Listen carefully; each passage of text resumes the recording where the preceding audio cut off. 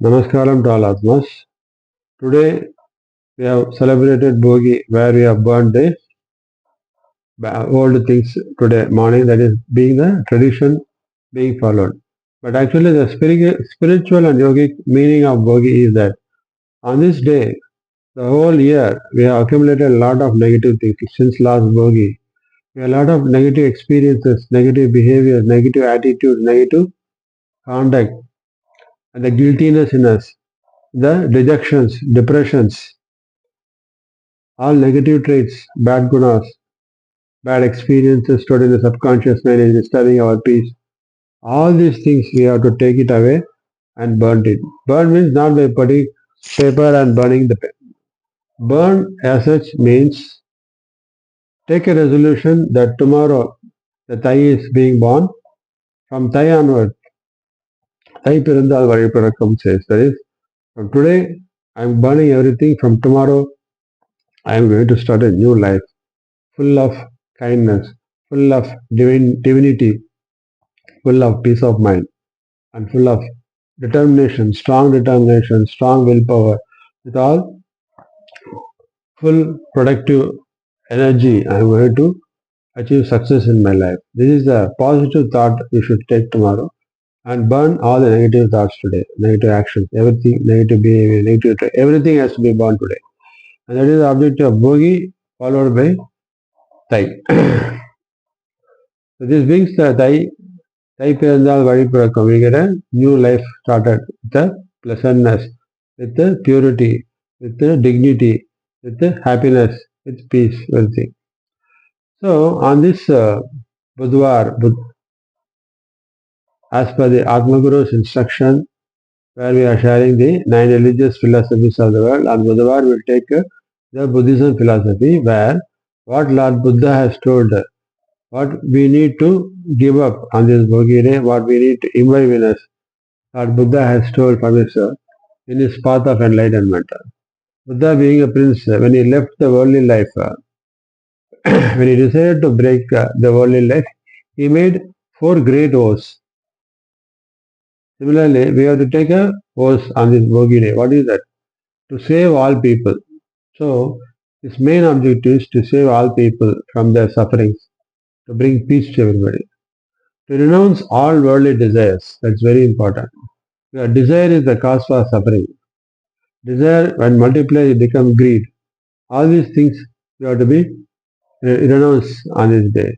To learn all the teachings, you have to learn all the divine teachings from the greater rishis, munis, our great forefathers, from our scriptures, to gain the jnana, that is jnana yoga, to attain perfect enlightenment. So here, by learning from the scriptures, you are learning the jnana yoga, and by practicing meditation, you are getting Raja Yoga. Jnana Yoga and Raja Yoga and the Bhakti Yoga, what is that? Always thinking and chanting the divine slokas. These 3 things, when it mixed, and you will have your Karma Yoga perfectly, whereby you fulfill your duties without attachment and achieve success in life, peace in life, and release karmas and attain Jivan Mukti. That is the objective. So that is a real enlightened path.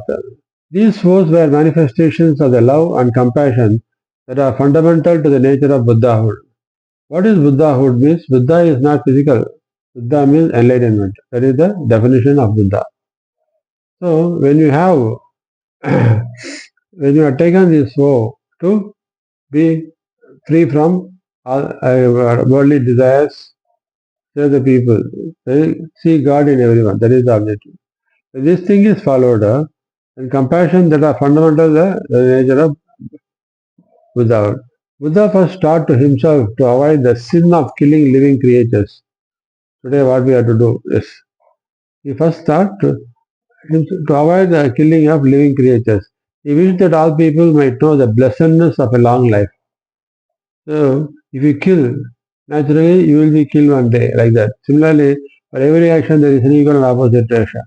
You have no right to kill any creatures created by God. God has given you the needed food to eat, like He has given various trees, shrubs, everything, where you get fruits, leaves, vegetables, everything to eat. But why do you kill another living creature? In the quest from one sense to five sense, they are coming in the form of promotion. But after attaining the human form, the man's next vision is to go to divinity. Divinity means satvika. You should be pure in food, pure in mind. But man is eating animals because he's, that's why he's remaining only as an animal, the animal instinct. So that's what he says. First, killing of animals, living creatures is a great sin. You have no right to kill the God's creation. He wishes that all people might know the blessedness of long life.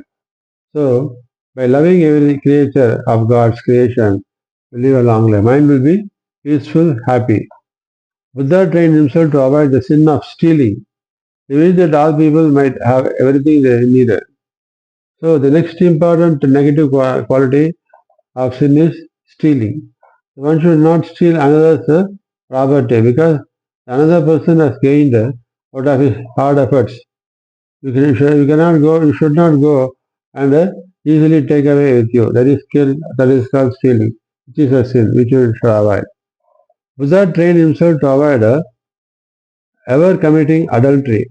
He wished that all people might know the blessedness of a pure spirit and not suffer from insatiable desires. So lust, one of the important negative traits which one should give up. Lust leads to adultery. So one should follow strict discipline in the mind to avoid unsatiable desires. Because desires are unlimited. If one desire is there, another desire comes. Like that, it eat away your energy, it eat your peace of mind, everything. First thing, you have to give up all the desires. Buddha, aiming at his ideal, trained himself to remain free from all deception. He wished that all people might know the tranquility of mind that would follow in speaking the truth. So deception means telling lies. Always you have the habit of to attain your to satisfy your quest for satisfy your desires, greed. You can do a lot of deception. You cheat others. So that is a very negative trait which one should avoid. You should always speak truth, not tell lies to deceive others. He trained himself to avoid double talk. He wished that all people might know the joy of fellowship. So one thing you want to follow is double talk. Double talk means what? Here you say something and on the other side you say some other thing. That kind of thought should not be there. It will only add to your sins. He trained himself to avoid abusing others, and then he wished that all might have serene mind that would keep that will follow by living in peace with others. So one of the important things is you should not abuse anybody.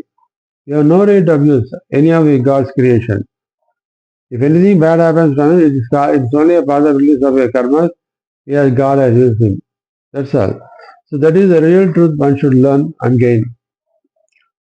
Then only one can live in a serene environment with all the people together as one family, Vasudeva Kutumbakam. He kept himself free from idle talk and then wished out that all might know the blessedness of sympathetic understanding. So what he says is, you should avoid idle talk. There is gossiping. So one should have the sympathetic understanding of others instead of gossiping on unwanted things.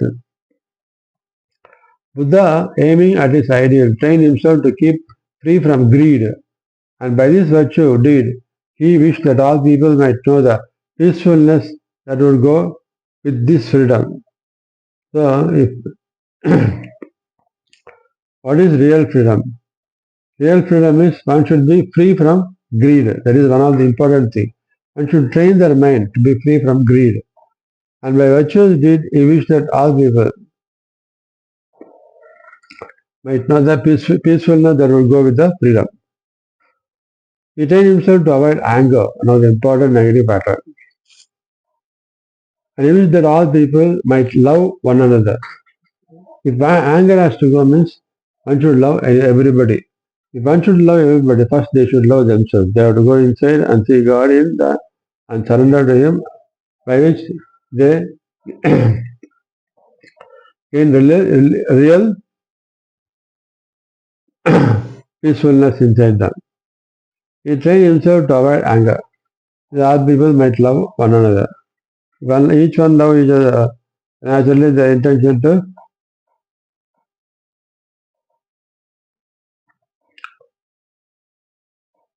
get angry is avoided. He trained himself to avoid ignorance and he wished that all people might understand the and not disregard the law of causation. So what he says is, avoid ignorance. Don't ignore anybody. Everybody who come to your house or your place is God sent for you to fulfill your duties to them. So one should not ignore them. And one should give due respect to them and fulfill whatever the needs. So this is the what you call law of causation. If you do good somebody, you will get good thing. Thus Buddha's compassion embraces all people and his constant consideration is for their happiness. He loves people as parents love their children and he wishes the highest blessedness for them, namely that they will be able to pass beyond this ocean of life and death. So this is what Buddha compassion embraces all people. And his constant consideration is for his father happiness. He loves people as partners love their children and he wishes them highest blessedness for them, namely that they will be able to pass beyond the ocean of life and death.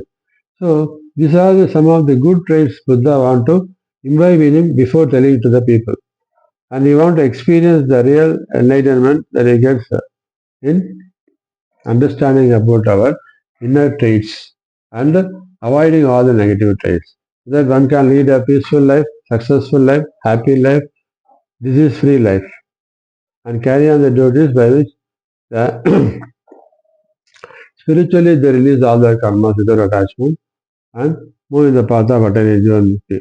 So this is the crux of the Buddhism philosophy in this aspect. We will see the next part of the philosophy one by one. Thank you.